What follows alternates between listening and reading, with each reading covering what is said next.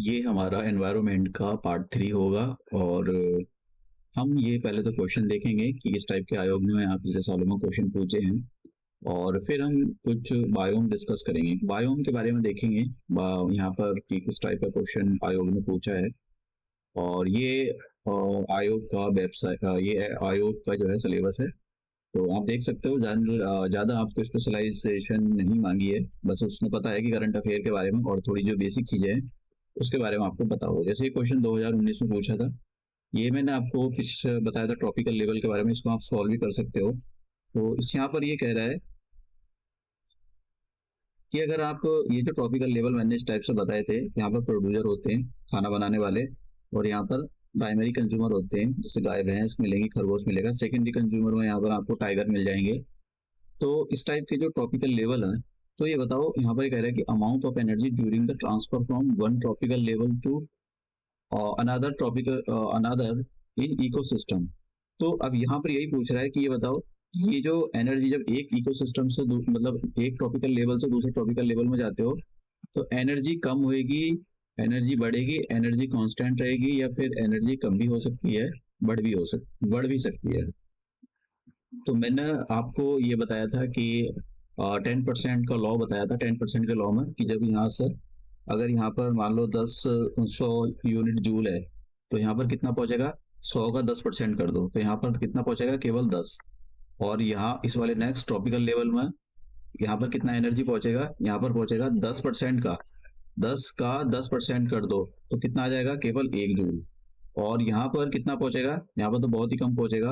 अगर वन का आप 10% करोगे तो कितना आ जाएगा, यानी 0.1 जूल, इतनी एनर्जी पहुंचेगी। तो ये मतलब क्या है, एनर्जी कम हो रही है ट्रॉपिकल लेवल में, नीचे से ऊपर जाने पर एनर्जी कम होती है। और एनर्जी का जो फ्लो होता है वो यूनी डायरेक्शनल होता है। मैंने पीछे वाले लेक्चर में बताया था, जब ऊपर से जब नीचे जाओगे तो यूनी डायरेक्शनल फ्लो होता है, ऊपर से एनर्जी नीचे की ओर नहीं आती है, नीचे से ऊपर की ओर जाती है। तो यहाँ पर एनर्जी जो है आंसर हो जाएगा बी, 10% लॉ के हिसाब से एनर्जी कम होती है। तो अब टाइगर प्रोजेक्ट आपको अगर पता है तो ठीक है, नहीं पता है तो 1972 में हुआ था। मैं नेक्स्ट लेक्चर में लाऊंगा इनको। अब ये वाला क्वेश्चन पढ़ने के बाद आपको समझ में आएगा कि भाई ये जो बायोम होते हैं ये हमारा लेक्चर यही है। और ये उस सवाना जो ग्रासलैंड है और सवाना ग्रासलैंड से इसको पूछा गया था, ये आंसर है इसका। तो अभी अभी आपको पता चलेगा कि भाई ये सवाना जो होता है इसको लैंड ऑफ बिग गेम्स क्यों बोला जाता है, क्योंकि यहाँ पर मौत का जो है जो एक चक्र है वो चलता रहता है, पता नहीं होता है किस टाइम कब मौत आ जाए जो एनिमल्स होते हैं। और यहाँ पर ये जो डेजर्ट में रहने वाले एनिमल्स हैं, देखो इसने जो आयोग है यहाँ पर जेरो पोल्स होता है, लेकिन इसने लिखा है यहाँ पर जेरी कोल्स। तो जेरी कोल्स तो मुझे कोई शब्द नहीं दिखाई दिया, जेरी कोल्स होते हैं, जेरी कोल्स। और जेरोफाइट्स ऐसे एनिमल, जेरोफाइट्स का यूज करेंगे तो ऐसे प्लांट जो डेजर्ट में रहते हो, और जेरोकोल्स ऐसे एनिमल्स जो डेजर्ट में रहते हो, समझ गया। तो ये इस टाइप के आयोग ने क्वेश्चन पूछा था, 2023 में पूछा गया क्वेश्चन है, तो वो भी इसी से बायोम से रिलेटेड ही है। और फिर ये अब बायोम हम स्टार्ट करते हैं। बायोम है क्या, देखो बायोम जो होते हैं वो एक्चुअली नेचुरल इकोसिस्टम होते हैं। नेचुरल इकोसिस्टम क्या मैन मेड भी होता है, हाँ जी मैन मेड भी होता है। इस टाइप का आपने जो है उसकी धान की खेती कर ली तो उसके अंदर सपोज करो 100 आपके पास 100 बीघा जमीन है, 100 बीघा जमीन में आपने धान की खेती कर ली, तो पानी भरोगे उसके अंदर, उसको कल्टीवेट करोगे, तो फिर मतलब फसल लगाओगे इसके अंदर, तो वो एक इकोसिस्टम बन जाता है। वहां पर सांप भी मिल जाएंगे, कीड़े मकोड़े, दुनिया भर की चीजें मिल जाएंगी, दैट इज द इकोसिस्टम। लेकिन वो इकोसिस्टम कैसे है, मैन मेड इकोसिस्टम। तो जो क्रॉप लैंड होते हैं, क्रॉप लैंड का मतलब जो इसको क्रॉप लैंड बोलेंगे, क्रॉप लैंड जो होते हैं वो नेचुरल इकोसिस्टम का पार्ट नहीं होते, वो मैन मेड होते हैं। क्योंकि फसल खत्म तो ये अपनी खेती, ये फसल काटेगा, खेती को ये इकोसिस्टम भी खत्म हो जाएगा। तो that is the man made ecosystem, ये खत्म हो जाती है। तो ये जो है बायोम क्या होते हैं, इन बायोम में ये बहुत बड़े बड़े एरियाज होते हैं। जैसे मान लो मैं आपको यहाँ दिखाता हूँ और इसमें देखता हूँ, देखो ये वाला जो आप देख रहे हो ना, ये वाला एरिया यहाँ पर पोलर के रीजन के आसपास का, तो ये एक बायोम है, ठीक है, ये बायोम है। लेकिन ये किस टाइप का बायोम है, ये इस टाइप का बायोम है, एक पैच है, ये पूरा का पूरा एक पैच है, पूरा का पूरा एक रीजन है। ये ऐसा रीजन है यहाँ पर बर्फ ही बर्फ होती है, सारी जमीन जो है बर्फ से ढकी हुई होती है। यहाँ पर अगर जमीन में तो परमाफ्रॉस्ट सॉइल मिलती है। यहाँ पर परमाफ्रॉस्ट सॉइल का मतलब ये होता है कि पूरी सी जितनी भी जमीन है ना, नीचे एकदम बर्फ मिलेगी, वो बर्फ में जमी हुई जमीन मिलती है। तो यहाँ पर जो है प्लांट पौधे नहीं उग पाते, बड़े बड़े ट्री नहीं उग पाते, क्योंकि उनको उगने के लिए जो है नीचे अपनी जड़ों को ले जाना पड़ता है। तो नीचे सॉइल जो है बर्फ की फॉर्म में जमी हुई होती है, तो उसको परमाफ्रॉस्ट बोलते हैं। तो ये जो है यहाँ पर जमीन, तो ये क्या है, बायोम है। इसको बायोम बोलेंगे। तो बायोम क्या होगा, बड़ा सा इकोसिस्टम होता है, बहुत बड़ा इकोसिस्टम होता है। और उसके अंदर किस टाइप के एनिमल्स रहते हैं, यहाँ पर जो एनिमल्स हैं वो अलग टाइप के मिलेंगे, यहाँ पर जो पेड़ पौधे हैं वो अलग टाइप के मिलेंगे, यहाँ पर जो ग्रासेस मिलेगी वो अलग टाइप में मिलेगी। लेकिन आप इंडिया में यहाँ पर आओगे तो यहाँ पर अलग टाइप के मिलेंगे। तो ये जो है बायोम है। तो अब ये टेम्परेचर, प्रेशर या जो भी एनवायरमेंटल कंडीशन होती है, उसी के हिसाब से यहाँ के एनिमल्स अपने आप को ढाल लेते हैं। पेड़ पौधे आपको वो जो पेड़ पौधे जो होते हैं वो अपने आप को उसी हिसाब से ढाल लेते हैं। तो अब ये यहाँ पर जो हमारे वर्ल्ड है, वर्ल्ड में कुछ जो इम्पोर्टेंट जो बायोम है दे रखे हैं, जैसे टैगा बायोम और टुंड्रा। इनके बारे में हम सब डिटेल से देखेंगे, बस मैंने यहाँ पर बता दिया कि हम क्या क्या देखने वाले हैं। तो सबसे पहले हम देखेंगे ये जो ऊपर की पट्टी है आपको दिखाई दे रही है, ये तो इस वाली पट्टी में हम देखेंगे किस टाइप के जो बायोम होते हैं, वो किस टाइप का बायोम होता है। तो सबसे पहले हम टुंड्रा बायोम देखते हैं। तो टुंड्रा बायोम के बारे में मैं आपको दिखा देता हूँ, उसकी लोकेशन कहाँ है और यहाँ पर किस टाइप के पेड़ पौधे मिलते हैं। जो कि टुंड्रा बायोम आप देख रहे हो, यहाँ पर फंगस सी लगी हुई है। ये घास होती है, बहुत छोटी छोटी सी, मतलब बहुत छोटी छोटी घास होती है। और ये देख रहे हो यहाँ पर बड़े बड़े पेड़ नहीं मिलेंगे आपको, छोटी छोटी घास मिलती है, दूर दूर तक कहीं पेड़ पौधों के निशान नहीं होते हैं। तो ये जो बायोम होते हैं, टुंड्रा बायोम होते हैं, ये दो टाइप के होते हैं। एक तो देखो, अगर आप ऊपर से देखो ना, ये जो सर्कल आपको दिखाई दे रहा है यहाँ पर, ये जो जहाँ मेरा रेड पेन चल रहा है, यहाँ पर बर्फ मिलती है और कुछ नहीं, सारी चीजें बर्फ से ढकी हुई हैं। यहाँ पर कुछ नहीं मिलेगा, सीधा बर्फ मिलेगी आपको। तो यहाँ पर जो पेड़ पौधे उगते नहीं, छोटी मोटी घासें उगती हैं, जिनको ऐसी घासें उगेंगी जिनको अपनी जो जड़ें हैं वो जमीन में ज्यादा नीचे ले जाने की जरूरत नहीं होती, बस थोड़ी सी उनको सॉइल मिली और वो वहां पर ग्रो कर जाएंगी। तो यहाँ पर वैसे जहाँ पर पेन चला रहा हूँ वहाँ पर पानी है, लेकिन जहाँ पर लैंड है वहां पर जो है ये जो टुंड्रा बायोम मिलते हैं। तो टुंड्रा बायोम, यहाँ पर जो बायोम मिलेंगे उसको क्योंकि दो टाइप के होते हैं, आर्कटिक बायोम और एक होते हैं हमारे पास एल्पाइन। तो एल्पाइन जो आर्टिक होते हैं, आर्टिक तो इस वाले रीजन में मिलते हैं, और जो एल्पाइन होते हैं, एल्पाइन टुंड्रा आपको मिलेंगे हाइट पर, ऊंचाई पर, जैसे इंडिया में भी मिलेंगे वे, क्योंकि इंडिया में जो है ऊंचे ऊंचे माउंटेन है, तो ये हाइट पर मिलते हैं, यहाँ पर हाइट पर मिलेंगे। तो हाइट पर जो टुंड्रा बायोम होते हैं, जो टुंड्रा बायोम होते हैं, दो टाइप के होते हैं। एक तो एल्पाइन, तो एल्पाइन को किसी भी देश में जो ऊंचे ऊंचे माउंटेन होंगे, जैसे इंडिया हो गया, नेपाल हो गया, तो यहाँ पर पाकिस्तान हो गया, यहाँ पर ऊंचाई पर मिलेंगे। लेकिन ये जो आर्कटिक टुंड्रा होते हैं, आर्कटिक टुंड्रा केवल यहीं पर मिलते हैं, समझे आप। तो दोनों की कंडीशन, दोनों की जो ग्रासेस और दोनों पर जो एनिमल्स हो या ग्रासेस होते हैं, दोनों में सेम टाइप के। जैसे यहाँ पर मैंने बताया, यहाँ पर स्नो लेपर्ड मिलेगा आपको। तो स्नो लेपर्ड जो देखो, स्नो लेपर्ड केवल यहीं पर मिल सकता है आपको। अगर आप कहो भैया स्नो लेपर्ड मैंने कहीं इसको जो है मध्य प्रदेश में देखा था, तो भैया आप बेवकूफ बना रहे हो लोगों को, जो बन रहा है वो तो सबसे ज्यादा बेवकूफ है। तो टुंड्रा बायोम जो होते हैं वो केवल बर्फ से ढके हुए होते हैं। देखो यहाँ पर देखो, ये टुंड्रा बायोम है, इसको स्पेशल नाम बोलेंगे आर्कटिक टुंड्रा बायोम। देखो ये सारी की सारी पट्टी जो है चारों तरफ, ये टुंड्रा बायोम की है। तो यहाँ पर अलग अलग टाइप के जो है एनिमल्स मिलते हैं, और मैं आपको दिखा देता हूँ। ये ऐसे घास के मैदान मिलेंगे वहां पर। ये यूएसए का एल्पाइन माइंड, ये जो है देखो, ये क्या है, आर्कटिक टुंड्रा है, ये भी आर्कटिक टुंड्रा है, लेकिन ये एल्पाइन टुंड्रा है, ये हाइट पर मिलेगा आपको। अगर आप कभी ऊंचाई माउंटेनियस रीजन पर गए हो तो इस टाइप की आपको ग्रासेस मिलती है, तो वहां पर जो बायोम मिलते हैं, दैट इज द जो एल्पाइन टुंड्रा। तो ये एल्पाइन टुंड्रा हो गया। अब इसके बारे में पता होना चाहिए, मैंने यहाँ पर लिख दिया है, बस थोड़ा थोड़ा आपको पता होना चाहिए कि अगर यहाँ से क्वेश्चन आए तो आप एलिमिनेशन करके उसको किसी भी तरह से। तो यहाँ पर ज्यादा कुछ मिलता नहीं है, एक बार यूपीएससी में क्वेश्चन पूछा गया था टुंड्रा बायोम से ही। ग्रासेस मिलेगी, मॉसस मिलती है, यहाँ पर लीचन मिलती है, मैंने आपको उसके बारे में बताया था जब मैंने अपना इकोलॉजिकल सक्सेशन के बारे में बताया। तो लीचन क्या होते हैं, लीकन या लीचन ही पढ़ते हैं वैसे इसको। ऐसे होते हैं कि जहां पर मान लो पत्थर है, कुछ नहीं होता है, पत्थर ही पत्थर है, तो ये लीकन क्या करते हैं, धीरे धीरे अपनी जगह बनाते हैं, उन पत्थरों को तोड़ देते हैं। और ये एक काम नहीं होता है, ये तो बहुत कम से कम, ये कभी कभी तो कई हजार साल ले लेता है। तो उसको जो सॉइल में कन्वर्ट करेंगे, सॉइल में जब कन्वर्ट करेंगे तो वहां पर दूसरे छोटे छोटे प्लांट्स ग्रो करेंगे, फिर वो भी तो उस सॉइल को और कन्वर्ट करेंगे, फिर और बड़े बड़े, फिर और बड़े बड़े। तो इस टाइप से प्राइमरी सक्सेशन और सेकेंडरी सक्सेशन के बारे में मैंने आपको बताया था। तो टुंडा, ये मैंने आपको इनके बारे में बता दिया। तो यहाँ पर अब बात करते हैं दूसरे, बोरियल या टैगा बायोम। तो बोरियल या टैगा बायोम जो होते हैं वर्ल्ड के सबसे बड़े बायोम है। मैं आपको इसका जरा पैच दिखाता हूँ, यहाँ पर कहाँ मिलते हैं। देखिए इस पैच में मिलेंगे आपको, ये यहाँ पर, ये यहाँ पे। तो देखो यहाँ पर क्या है, यहाँ पर थोड़ी कम बर्फ मिलेगी। ऐसा नहीं है कि बर्फ नहीं मिलेगी, मिलेगी, यहाँ पर ठंड मिलेगी काफी। लेकिन जो आर्कटिक वाले थे, इधर वाले थे बायोम थे, ठीक है, जो आर्कटिक में मिलते थे टुंडा बायोम, उनके कंपैरिजन में ये थोड़े से मतलब यहाँ की जो सॉइल होती है वो इतनी जमी हुई नहीं होती, लेकिन हाँ सॉइल भी जमी हुई होती है यहाँ पर। तो ये जो आप ग्रीन ग्रीन देख रहे हो, ये हमारे पास टैगा बायोम है, इसको बोरियल बायोम भी बोलते हैं। और यहाँ पर इस टाइप के फॉरेस्ट मिलेंगे आपको ऐसे। ये तो देख रहे हो आप ऐसे ऊपर से। जब भी एक और चीज मैं आपको दिखाता हूँ, जब बर्फ पड़ती है इन पर, तो देखो ये कैसे ऊपर से चोंचदार होते हैं ऐसे, जैसा आपने कभी देखा होगा। ये कि भाई छतरी आपने खोल ली है, और छत इस टाइप की आपने छतरी खोल दी, तो उसको ऐसा ऐसा ये न्यूक्लियस से ऊपर की ओर होते हैं। इसका एक रीजन है अपना। वैसे बहुत छोटी छोटी क्लासों में सिखाया जाता है, 8 क्लास में सिखाया जाता है ये। मुझे नहीं पता एनसीईआरटी वगैरह, तो एनसीईआरटी का तो उसका तो बेड़ा ही गर्क है, उसमें कोई कुछ इतना कुछ खास है नहीं है। तो ऊपर से जब बर्फ गिरती है तो ये फिसल जाते हैं ऐसे।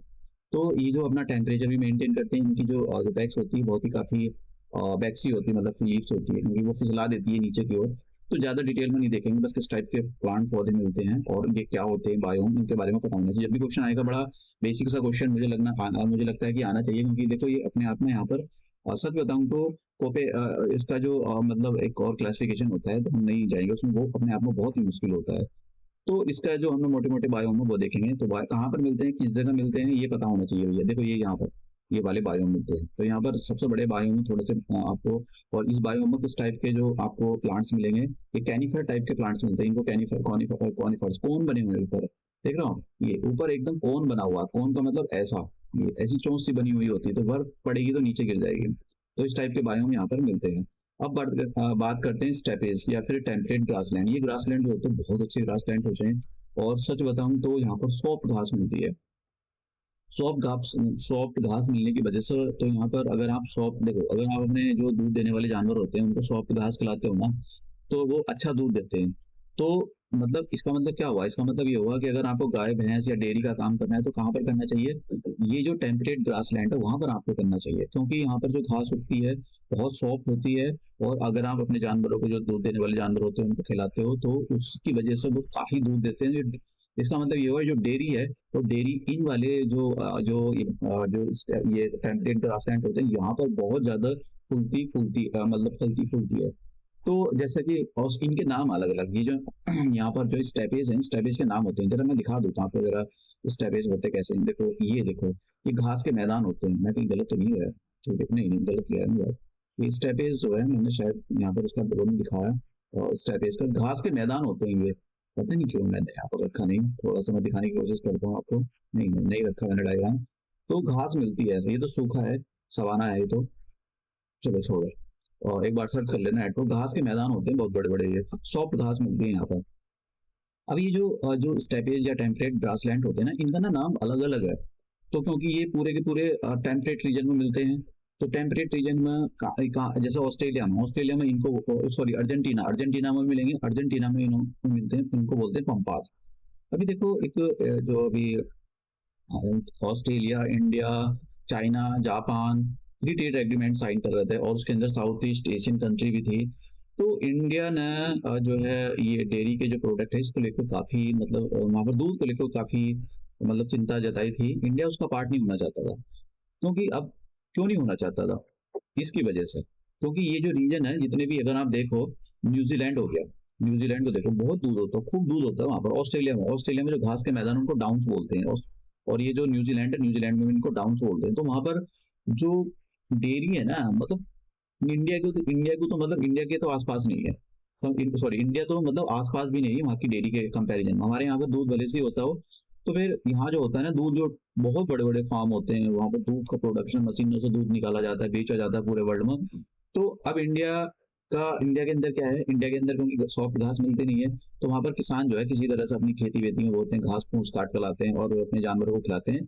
तो कोई 5 लीटर दूध देता है, कोई 6 लीटर दूध देता है, कोई 10 लीटर, कोई अलग अलग होता है। तो इस टाइप से वो सब दूध इकट्ठा होता है, तो बड़ी बड़ी मदर डेयरी और ये जो बहुत सारी कंपनियां बन गई हैं, मदर डेयरी, अमूल, ये वाली।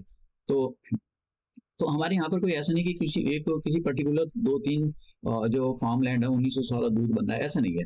तो यहाँ पर क्या होता है, ये पर्टिकुलर पर्सन होता है, उसके पास कई सौ एकड़ जमीन होती है, और वो उसके बहुत बड़े बड़े डेयरी के फार्म होते हैं। तो उनकी वजह से क्या होगा, उनके पास अच्छी मशीनें होती हैं, सब कुछ अच्छा होता है, घास भी अच्छी होती है दूध देने के लिए। तो हमारे यहाँ पर इंडिया के अंदर एक भैंस मान लो दूध देती है ऑन एवरेज में 5 लीटर, तो उनके यहाँ पर कितना देगी, उनके यहाँ पर देगी 20-30 लीटर। आप समझ रहे हो ना, तो ये मतलब 5-5-6-6 गुना दूध देती है वहाँ की भैंसे, गाय।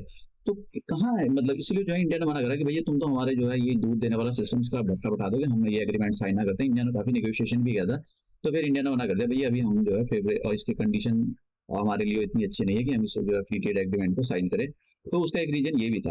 और इनको जो साउथ अफ्रीका, इनको वेल्ट्स बोलते हैं, ठीक है, ये पता होना चाहिए। इनके बारे में नाम पूछे जाते हैं भैया, इनको क्या पूछा जाता है। और जो अमेरिका है, ये नॉर्थ सेंट्रल अमेरिका, इनको प्लेन या फिर प्रेरीज बोलते हैं। तो मैंने यहाँ पर एक मैप दे रखा था, कहाँ गया ये वाला, सॉरी, हाँ ये वाला मैप दे रखा है। तो यहाँ पर कहाँ मिलते हैं देखो, और जो मैं आपको स्टेपेज बता रहा था, तो ये स्टेपेज है, ये स्टेपेज छोटे छोटे घास के मैदान होते हैं। और देखो यहाँ पर ये मिलेंगे इनको, ये प्रेरीज हैं, प्रेरीज घास के मैदान होते हैं, इनको डाउन्स बोलते हैं यहाँ पर ऑस्ट्रेलिया के अंदर। तो ये थोड़ा सा एक मैप में आपको समझ में आ जाए, मतलब थोड़ी थोड़ी चीजें दिमाग में लगी हुई होनी चाहिए। अब बात करते हैं सवाना। सवाना, हाँ सवाना। और इनको सवाना या ट्रॉपिकल ग्रास लैंड भी बोला जाता है। सवाना या ट्रॉपिकल ग्रास लैंड ये कौन से होते हैं? ये टेम्परेट होते हैं, जो मैं पीछे बता रहा था ना, ये टेम्परेट ग्रास लैंड होते हैं। ये भी घास के मैदान होते हैं, और ये भी घास के मैदान होते हैं। लेकिन इनको ट्रॉपिकल जो है बायोम बोलते हैं, ट्रॉपिकल ग्रास लैंड बोलते हैं। अब ये जो ट्रॉपिकल ग्रास लैंड होते हैं ना, ये सवाना, ये जो पीछे मैं आपको पढ़ा था, ये टेम्परेट, उससे अलग होते हैं। इसमें थोड़ी सी बड़े बड़े पेड़ मिलेंगे। यहाँ पर बारिश कम होती है, मतलब इतनी भी बारिश नहीं होती है, लेकिन घास के मैदान होते हैं। मैं आपको दिखाता हूँ, बहुत बड़े बड़े घास के मैदान होते हैं यहाँ पर, देखो ये। तो अब यहाँ पर होता क्या है, यहाँ पर बहुत टाइप के एनिमल्स मिलेंगे। जिराफ मिलेंगे, लॉयन मिलेगा, वो लॉयन मिल जाएगा आपको, एलिफेंट्स मिल जाएगा, बहुत टाइप के आपको यहाँ पर एनिमल्स मिलते हैं। तो सूखा पड़ता रहता है, ये दूसरी जगह ट्रांसफर होते रहते हैं, और जब हाँ घास रिवरी होती है तो वहां पर चले जाते हैं ये। हाँ, तो इसकी वजह से क्या होते हैं कि मान लो यहाँ पर बहुत बड़े बड़े घास के फील्ड होते हैं, छोटे छोटे पेड़ भी होते हैं, और पेड़ होते हैं लेकिन इतने नहीं होते हैं। तो दूर तक ऐसे दिखाई दे जाता है, जैसे मान लो यहाँ पर कोई जानवर जो घास चर रहा है या फिर पानी पी रहा है, तो यहाँ पर बैठा हुआ जो एनिमल्स है ना, जैसे लॉयन हो गया, और या फिर दूसरे जो लेपर्ड्स वगैरह होते हैं, तो उसको उसको दिखाई दे जाएगा यहाँ पर। और ये जो है उसको छिपके छिपके ऐसे घासों में छुपते छुपते छुपते दबोच लेगा, ठीक है। या फिर यहाँ पर मान लो कोई पानी की कमी होती है, यहाँ पर पानी निकल रहा है, तो सारे के सारे एनिमल्स यहाँ पर पानी पीने के लिए आएंगे। तो यहाँ पर जो है घड़ियाल वगैरह बैठे रहते हैं, वो एकदम दबोच लेंगे उसको। तो यहाँ पर मतलब जो जीने और मरने का जो चक्र है ना, वो पता नहीं कब 1 मिनट में कोई भी मर सकता है वहां पर। इसलिए जो सवाना ग्रास लैंड होते हैं, इनको land of the big games बोला जाता है। यहाँ पर मौत का चक्र चलता रहता है, समझ गए आप। अपना शायद नेशनल ज्योग्राफी में भी दिखाते हैं उनको, तो आप उसको भी देख सकते हो। काफी सारी चीजें मिलती हैं सीखने के लिए, बस सीखने वाला चाहिए। तो इस टाइप का मतलब इस पर क्वेश्चन पूछा गया था आयोग में, ये वाला, वही land of the big games जो है किसको बोला जाता है। ये इस टाइप के होते हैं। यहाँ पर जिराफ भी मिलेगा आपको। और अब बात करते हैं tropical rain forest. Tropical rain forest जो होते हैं, यहाँ पर देखो, यहाँ पर मैं आपको बात बताता हूँ। ये जो अलग अलग वैसे जो है, अगर आप ये इक्वेटर है 0 डिग्री, तो इक्वेटर के 10 डिग्री इधर चले जाओ, और 10 डिग्री इधर चले जाओ। जनरली मैं बात बता रहा हूँ, अलग अलग रूप में आपको मिलेगा। तो 10 डिग्री और 10 डिग्री इधर, तो ये बीच का जो रीजन होता है, इसी को हम ट्रॉपिकल रीजन बोलते हैं। और इसमें यहाँ पर बारिश इतनी होती है, बारिश रीजन कन्वेंशनल रेनफॉल्स होती है। कन्वेंशनल रेनफॉल्स का मतलब ये होता है कि यहाँ पर सन जो है इंटेंसिटी सबसे ज्यादा होती है। इंटेंसिटी मतलब सन की जो धूप रे है, वो बहुत ज्यादा यहाँ पर सीधी पड़ती है, जिसकी वजह से यहाँ पर जमीन जमीन का जो पानी होता है, और पेड़ पौधा का जो पानी होता है, वो बहुत जल्दी सूख को ऊपर चला जाता है, वेपर बन जाता है। वेपर बनेगा तो फिर ऊपर जाएगा, कुछ हाइट पे जाने के बाद ठंडा होगा वो बरसात। तो यहाँ पर बारिश होगी, रोज बारिश होती है यहाँ पर। ऐसा बोला जाता है 4 o'clock रेन। 4 o'clock रेन 4 बजे के आसपास यहाँ पर रोज एवरीडे बारिश होती है। तो उसकी वजह से यहाँ पर ये जो ट्रॉपिकल रेन फॉरेस्ट होते हैं, ट्रॉपिकल रेन फॉरेस्ट में यहाँ पर ये होता है कि नीचे बहुत कीचड़ मिलता है। नीचे बहुत कीचड़ मिलेगा, तो नीचे कीचड़ मिलेगा तो इसके और पानी भरा हुआ होता है, तो बड़े बड़े बहुत ऊंचे ऊंचे पेड़ मिलते हैं आपको। और इतने घने घने पेड़ मिलेंगे कि वो जो पेड़ होते हैं वो लड़ रहे होते हैं एक दूसरे से। किस लिए लड़ रहे होते हैं? धूप लेने के लिए।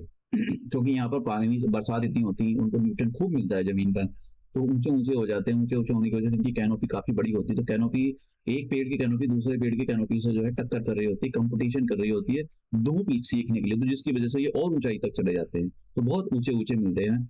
और जमीन का जो यहाँ पर मतलब जमीन, जैसे मैंने कहा, नीचे जो सॉइल होती है वो काफी दलदली होती है, तो दलदल काफी मिलती है यहाँ पर। और इसलिए जो मोस्ट ऑफ एनिमल्स हैं, बहुत ज्यादा मतलब एनिमल्स जो है पेड़ों पर रहना पसंद करते हैं, नीचे नहीं उतरते हैं, क्योंकि नीचे पर बहुत कीचड़ कीचड़ होता है। और नीचे जो है, नीचे यहाँ पर अंधेरा रहता है। आप दिन में भी जो मतलब दिन में भी आप अगर जाओगे तो आपको दिन में भी दिखाई नहीं देगा, बहुत ज्यादा डार्कनेस होती है। क्योंकि कैनोपी पेड़ों की कैनोपी होती है वो सनलाइट आने ही नहीं देती है। तो इक्वेटोरियल ये जो हमारे पास इसका नाम अलग-अलग है, इक्वेटोरियल रेन फॉरेस्ट भी बोला जाता है, इक्वेटोरियल एवरग्रीन फॉरेस्ट भी बोला जाता है, ट्रॉपिकल मॉइस्ट, इनको अलग-अलग नाम से बोला जाता है। तो बस थोड़ा-सा पता होना चाहिए, ट्रॉपिकल कुछ ऐसा शब्द लगा हुआ होगा या एवरग्रीन फॉरेस्ट बहुत इसके नाम से बहुत फेमस है ये एवरग्रीन फॉरेस्ट, क्योंकि यहाँ पर एवरग्रीन का मतलब ये हमेशा हरे-भरे रहते हैं, क्योंकि यहाँ पर रोज एवरीडे बारिश होती है, 4 o'clock रेन्स बोला जाता है। तो अब यहाँ पर कुछ एनिमल्स मिलते हैं, ठीक है?